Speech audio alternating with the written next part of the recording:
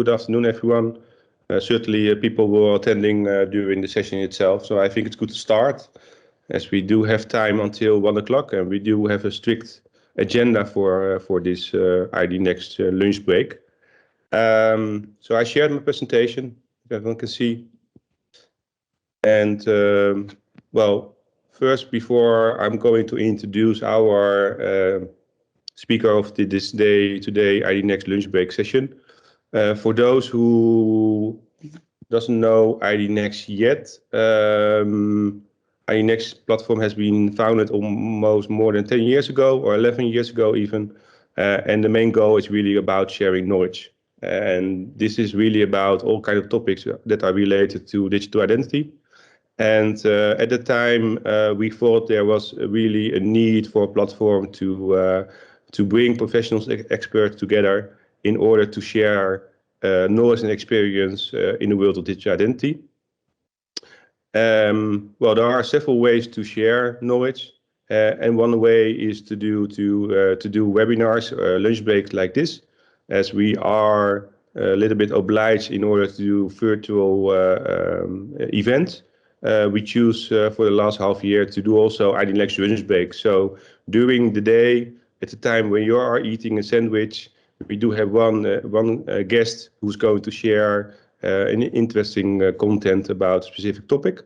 Again, the only thing that you need to arrange is your own lunch. Further has been arranged by us itself. So besides IDnext lunch breaks, we also organize events and masterclasses. But if you go to our website, there you will find more information.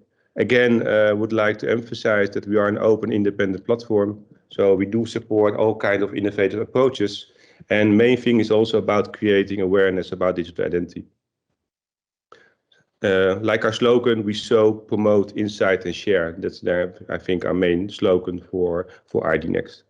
Again, you can go to our website, idnext.eu, for more information, or you can contact me personally or Suzanne Major for further questions. But I'm I think the least important guy of this session. That's going to be Professor Ed Palen.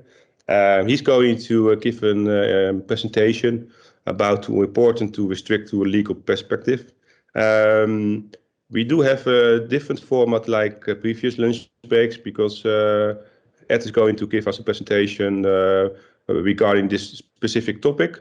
But we also felt, in order to include you in the discussion, that we do have there during the session itself 2 breakout sessions in order to discuss about a specific statement that will be drawn by Ed itself.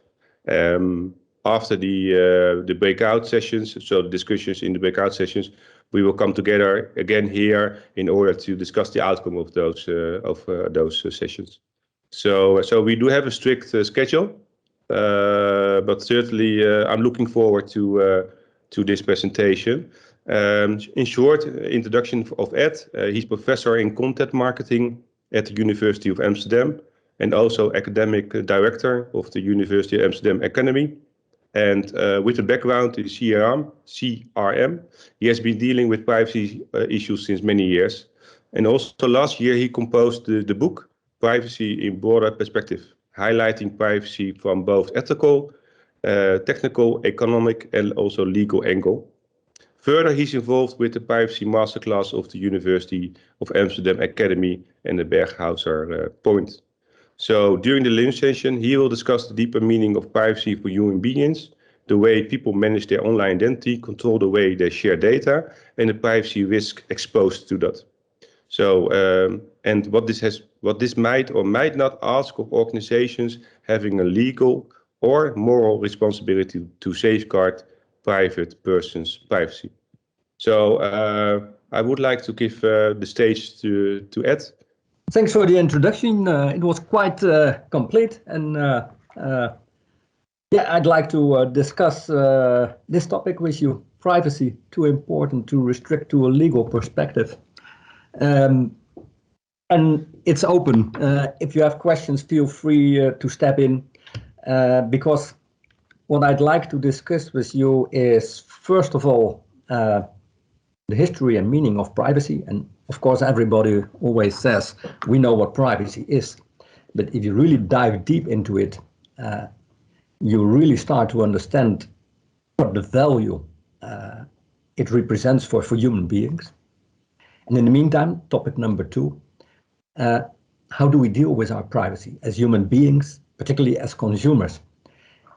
And what's always frustrating, at least that's what I feel, but feel differently, is privacy is very important, but we deal it as individuals, we deal with it actually, as if it doesn't matter. If you ask people in general, is it important for you? Yes. If you take a look at the behavior, you get a different impression.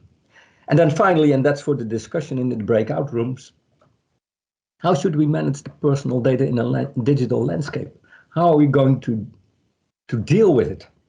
Because those people are not always motivated, not always willing, not always capable of dealing with their privacy. So how are we going to make sure that the digital landscape is safe for them or not? So that's the agenda. And let's take a look at the first topic, privacy, and let's go back to the Middle Ages. And what's typical in the Middle Ages is that if you were working on the land, you hardly had any privacy. People didn't marry. You lived in a community. And there was only one reason why privacy was important. They didn't want the people working on the land, they didn't want all those landlords coming in after work in their houses, or if you could call them houses. Vertical privacy. And the landlord said, okay, we won't do that. And of course, there weren't many intellectual activities. You were working to survive. And if there was an intellectual activity, well, then it was very much related to the church and to religion. Only later on, what you noticed is that the ladies living at the castles, having more comfort and idle time, they started to reflect on, who am I? They were actually having a diary, writing letters to each other. And let's be honest, they were private. Privacy related to the individual. That's only at that moment that it popped up. And let's be honest, I'm not complete in history. There are major big steps I'm making.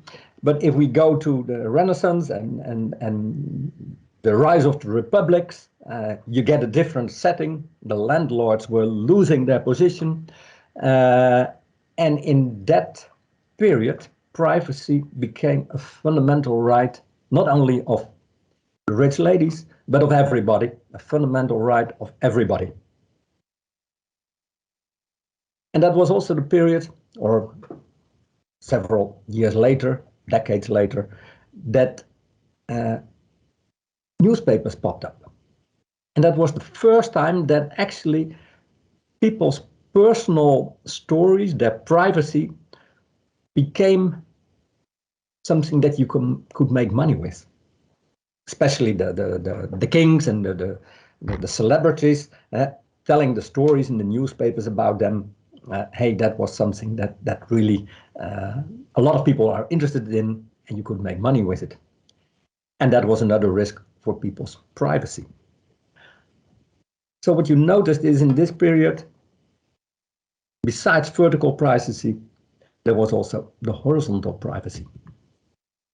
And now another major step, but just showing you some major moments in the history of privacy. In the 21st century, what you noticed is, hey, we all start to live together. Urbanisation, digital technology popping up. And what that actually means is that there is a huge connectivity, that there is permanent storage, and it's a storage that is completely different than in our brains. It's in the computer. What has been done remains there and doesn't change. And if you put it in people's brains, it changes over time. And there is a lot of processing power. And in a digital landscape, the context is different. If you would go to a doctor and you would share some intimate details, you don't mind. You know he won't share it outside the room, outside in a different context. But what you share on internet, you don't know where it ends. You don't always control it. And things you don't want to share in a different context might pop up there. So we have new safety risks. Also, theft of identity. So, like in the revolution, we face a new period in which we have to deal with our privacy, our identity, in a completely different world. And then, how are we going to do it? Because that's the second topic. How important is privacy to human beings? And if you take a look at the fundamental definition of privacy, it's the freedom to make choices between meaningful options. It's not leave me alone. We don't want to live like Robinson Crusoe on an island. No, it's the freedom to make choices, our own choices. That's actually what privacy is. I can make the choices, what I want to share with you. Who am I going to let in my physical area? Who am I going to have social relationships with? That's my freedom. I make the choices. It's no loss of autonomy. I'm not being oppressed or manipulated to do so. Manipulated by things like likes and things like that. I'm not being oppressed. Hey, you don't have so many followers. Hey, you don't have comments about, hey, you look different. No, or you have them, but you still have your autonomy. It's being able to reflect upon what you have done. The choices you make, you can reflect upon it. Why did I do this? Hey, this was stupid. I shouldn't do it again. This is not what I am. This is not who I want to be. Because let's be honest, some philosophers actually say you are the sum of your experiences. What you have been doing, what you're proud of, what you never want to do again, that makes who you are, that creates your identity, your personality. And that's the core of who you are. And let's be honest, that's related to privacy. So in that sense, you notice the value and the meaning of privacy for human beings. If you say you are the sum of your memories, it's your subjective memory. It's yours. It's not being stored in some kind of hardware. It's yours. And you may forget things and you might say, that's in the past. It's not that important anymore. I've changed. You allow yourself to make some mistakes and you can forget about them. And that's actually what you want if we speak about privacy. In the meantime, let's be honest, we are social human beings. We live in a social context and we don't live a life in isolation. So we want the context we like, and we want to represent ourselves the way we want to. That reflects our identity, that actually tells this is who we are, this is what we want to be, and we want to relate to people in a way that we want to make the choice. We allow others to influence us. That is also part of privacy. But I have the autonomy to respond to that, to influence others, to share things, to move away. So that gives me my freedom. And let's be honest, if I share intimate information with somebody, that's a gift. It's not a transaction, it's a gift. I tell you something about myself because we have a personal, close relationship. And I hope, reciprocity, you will do the same. And in that sense, we build a relationship. It's not some kind of information that can be shared outside our relationship. And if you do so, hey, that's not what we want. And that's actually, if you take a look at this, privacy is, and I hope you agree, is very fundamental for human beings. It influences who you are and the relationships, the meaningful relationships you have with others. And if we take this privacy away, what will it do with people's identity? Who you are, who you want to be, and the relationships we have. This is the core of our life, of how meaningful our life is. And if we are going to influence this too seriously, and it has always been done, let's be honest about that as well, but then we have to be careful, do we have a digital environment, do we have a society that people can have the autonomy that actually makes them happy, have them become meaningful. And if you take a look at self-tracking, for example, I'm referring to Marjolein Lansing's PhD, her dissertation. She has been looking at self-tracking, and actually her conclusion was, and of course you can think about Fitbit, Strava, Runkeeper, MySugar, Femtech, Linus, all those types of apps, all related to our human behavior. All those sensors on our body, exponential growth, tells a lot what we're doing, also in a physical way. And it's actually not self-tracking what she says, it's social tracking, because we share these data with others. Maybe not, sometimes even we make ourselves known, but also it's, hey, those other peer groups have been running like this. They have this sugar level and they have been eating like this. And all these types of things, you are being influenced by how others are doing. And you're being influenced by advertising. You're being nudged, you're being manipulated. You might say it's in a positive way. I'm having a more healthy lifestyle, but there are many illustrations that actually is not the case.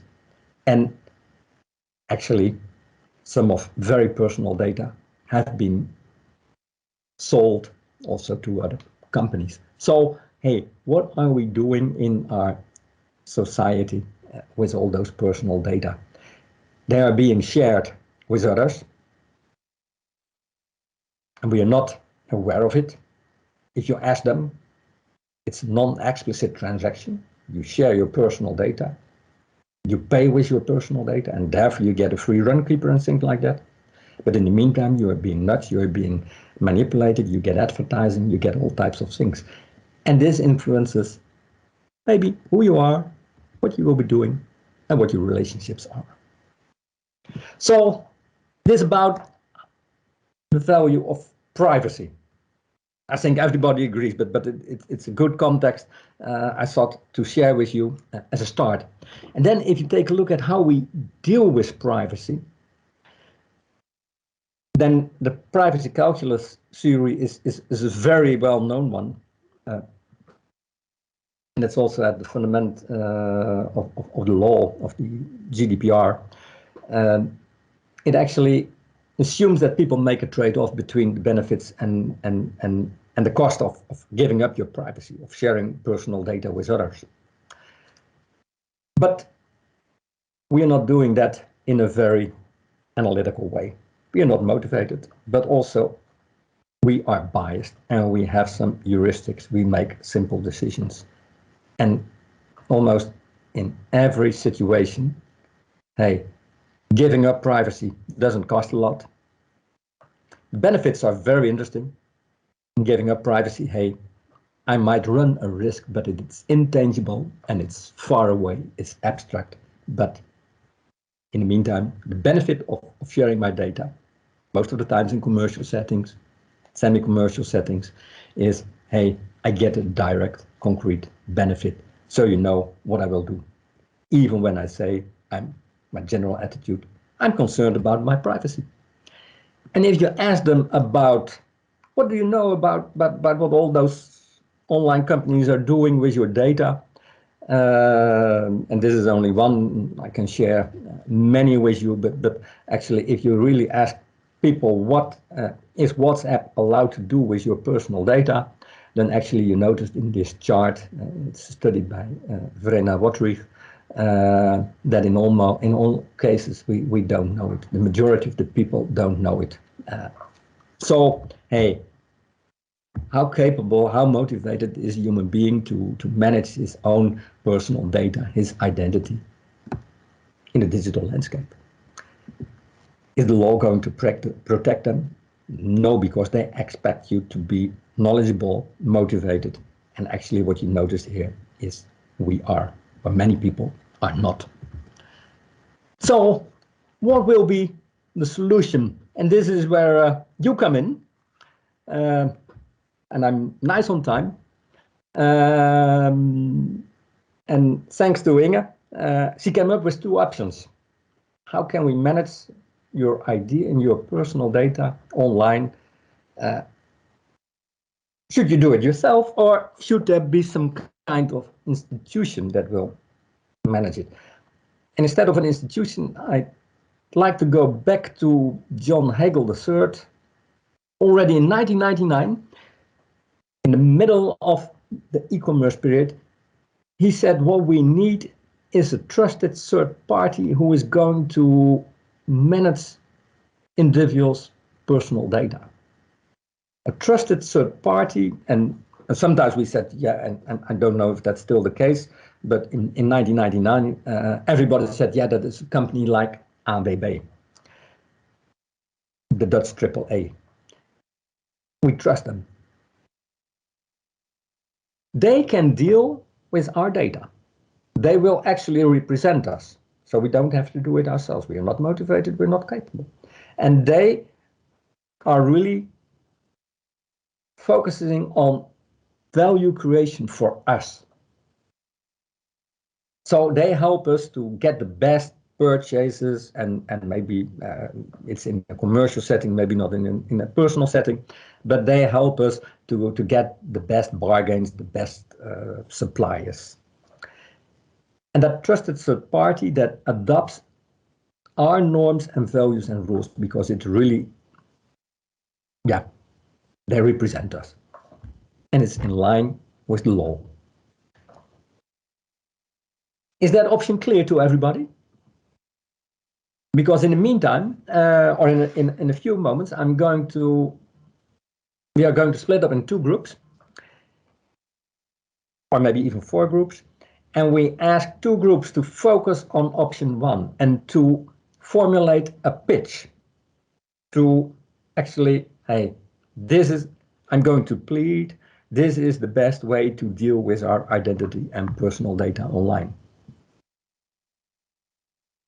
And there's the second option, and that is actually, like many have been stating, let's give the internet back to the individual. You as an individual should manage it.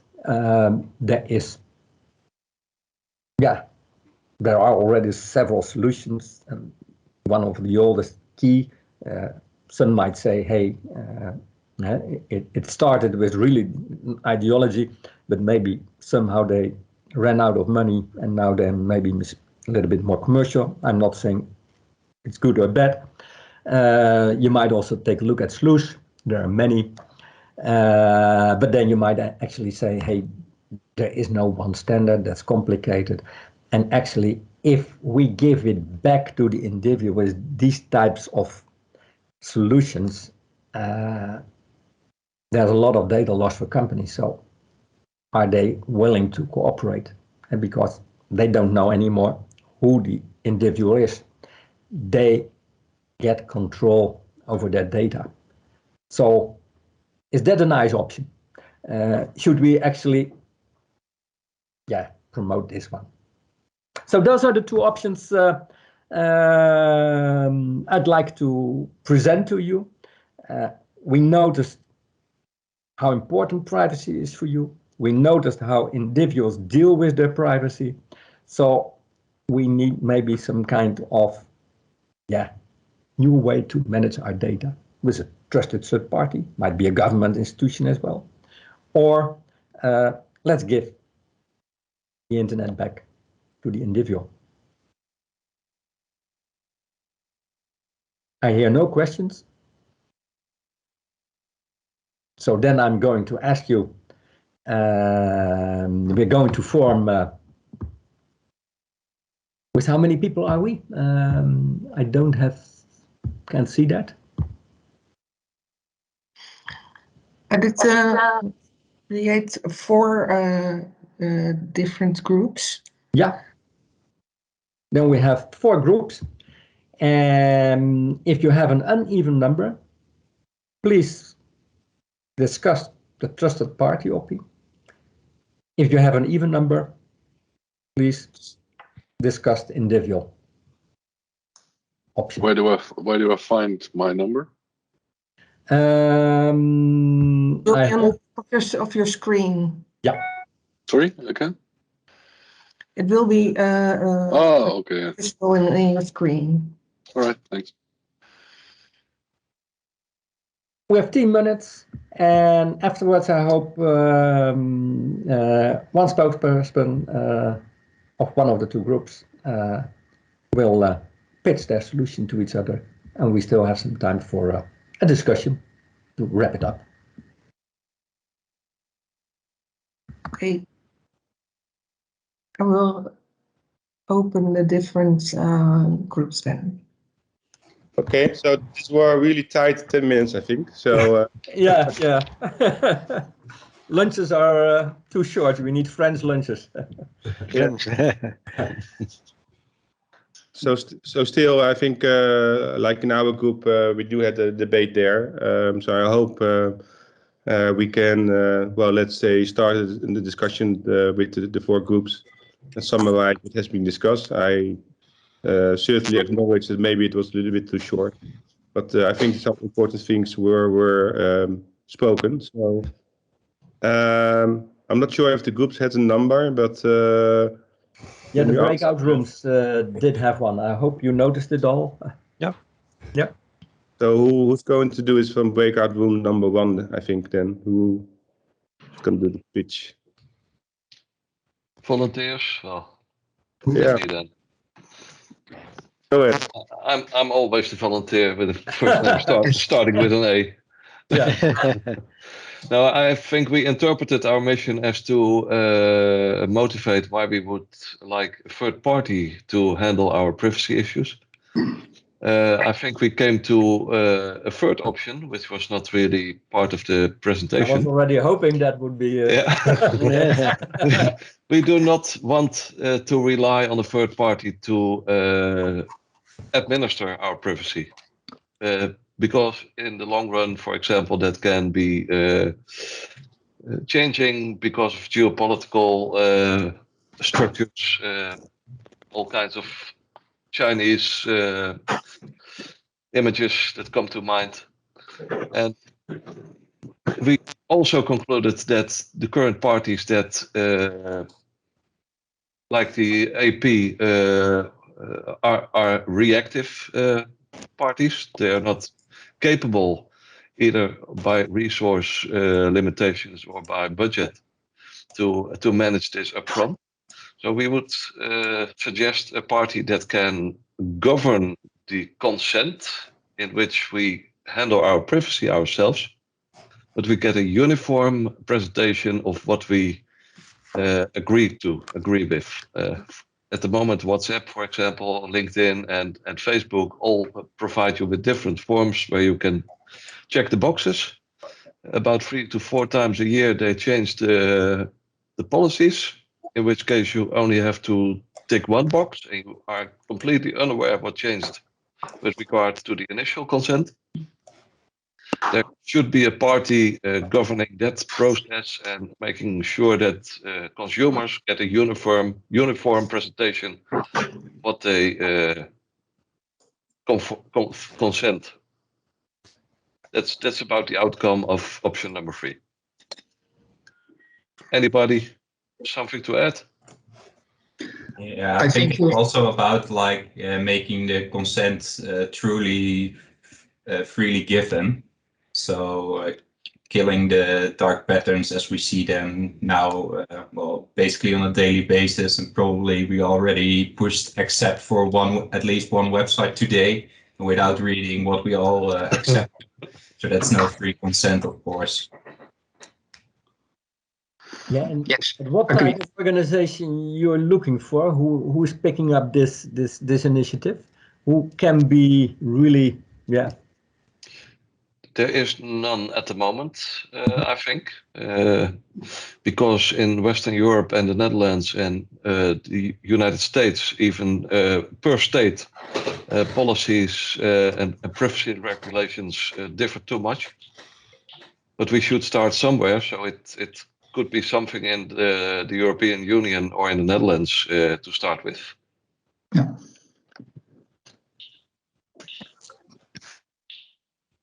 Thank And you. not one of the big companies like No. Google, Microsoft, or No. or No. Government? that's it for me, I think. Yep. Okay. Thank you. Thank you. Thank you. Other group who would like to volunteer?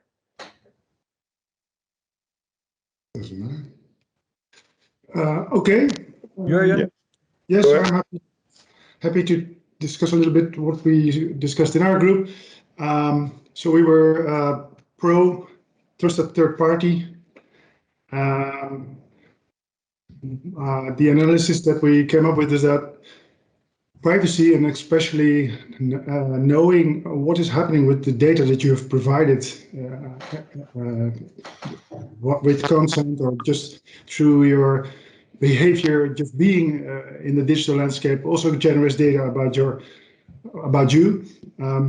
This is so complex to manage that personal data management solutions, as such, okay, they provide you with the illusion that you are in control of what's happening with your data, but it only basically makes you aware of the fact that data is being used, so it helps. But it's too complex for end users to completely manage what data they are providing and to manage all that with a tool all by themselves. That's where trusted third parties come in. They help you to reduce the complexity and to basically take a lot of that work away from you. And that requires trust. But you have to, but you can't do it yourself. And the example that I used is that most of us today use password managers because we cannot no longer manage all those digital identities ourselves. So we trust the password managers. And it's quite a big thing to trust a password manager with all my account passwords and usernames. But I'm happy to do so because I have to.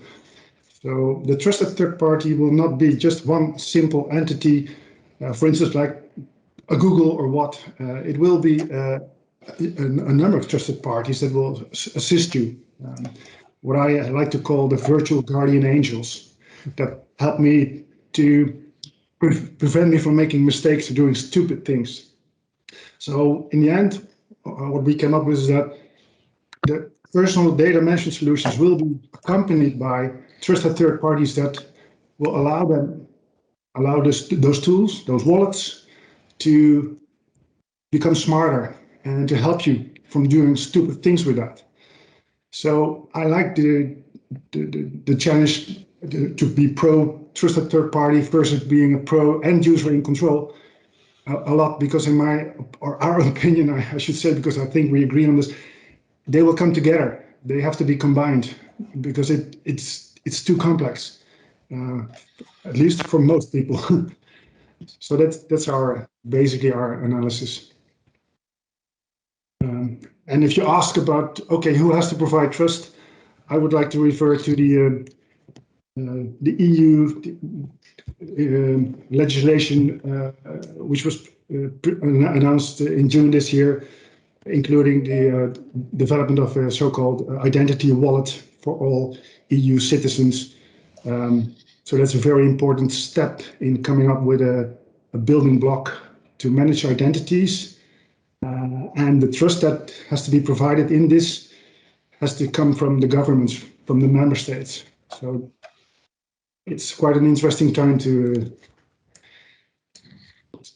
be working on this. So yes, we're pro trusted third party and pro end user in control. Thanks very much. Yeah. Shall we go to the other side, or is there somebody who wants to respond? Then we're going to, yeah, Koen wanted to say something? No. Shall we go to meeting room number 2? I was in it. It was too short for us. And we didn't decide who is going to share our discussion. So shall I do it, Marcel? we had Marcel brought in a very nice case, and we were looking at the individual, and that was more in medical field with kidney patients, but also more broadly.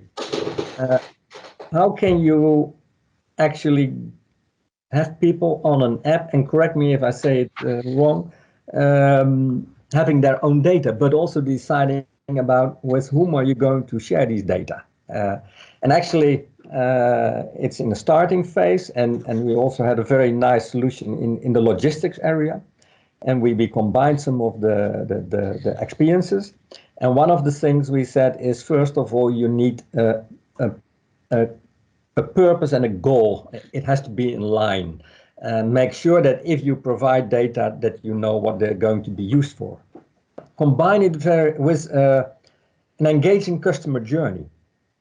Tell people who you share your data with, but also if the purpose, if the goal is going to be realized, is what's the impact of sharing your data? What does it bring back to you and to society?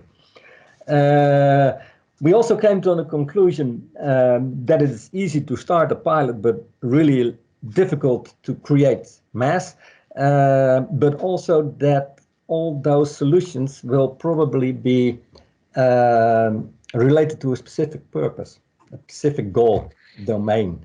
And therefore you still get a lot of those solutions, and that makes it complicated again.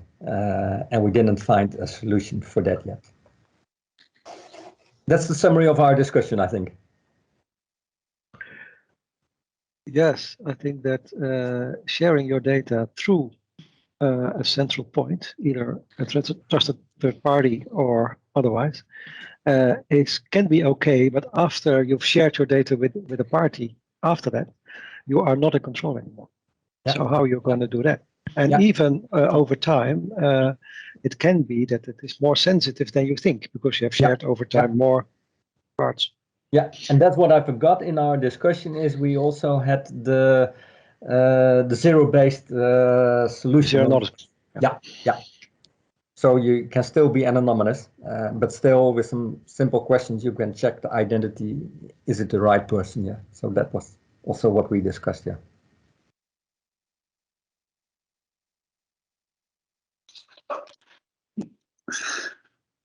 No other questions, responses?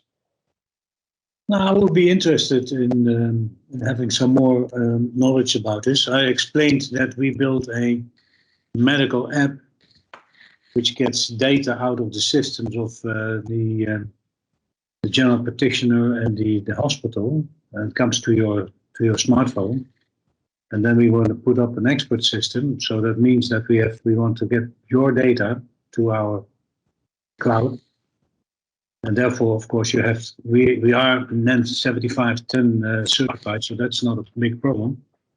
But then you would like people to know that when they share it, it's safe. Now, of course, we know what first instance, of course, we will do the pseudonymizing of the data. So your data will not be possible to relate to a person. But on the other hand, we would like to give an advice, so we have to know who is specifically participating in this venture.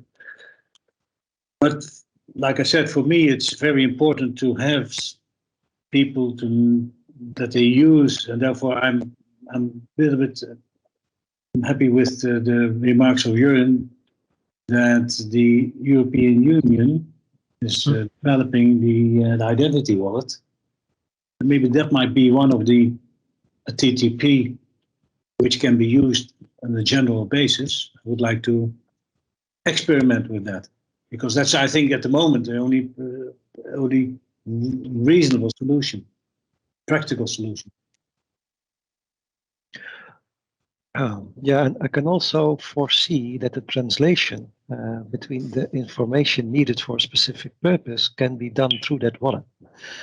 So when I am in a hospital, I want all the medical staff to refer to the same body. They don't need to know my name. My identity is irrelevant.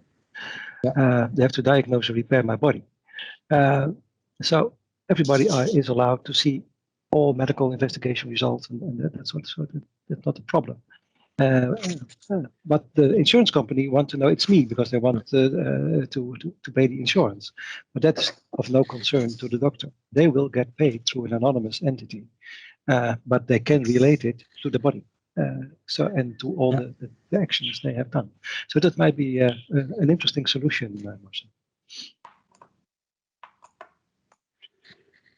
If we take a look at time, maybe go to meeting room number 4.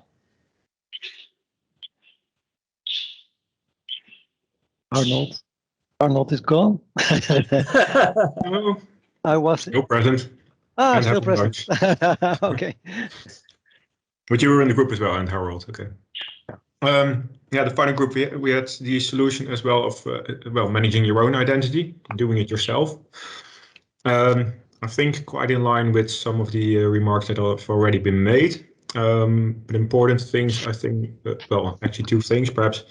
The connection indeed between having the control and maintaining control as an individual.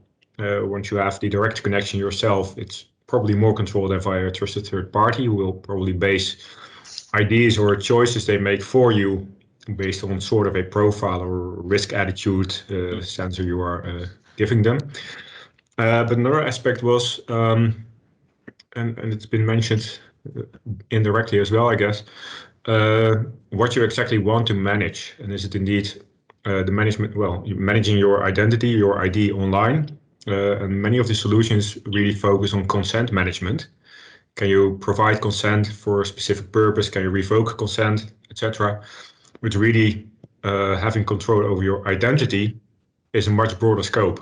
So what's happening with the data? How are connections made between data sets? What does it mean for you afterwards? And that's an entirely different field of which we're delving in then, and much more difficult to have control over as well. So an important distinction would be between having something like consent management in some form, which then might be, perhaps specified in specific topics or context or whatever, where you have this management, which can then perhaps also be done by a trusted third party, but also by yourself, versus having the real managing your identity in online context or whatsoever, where a lot of other things are going on as well, which are not covered by the current solutions.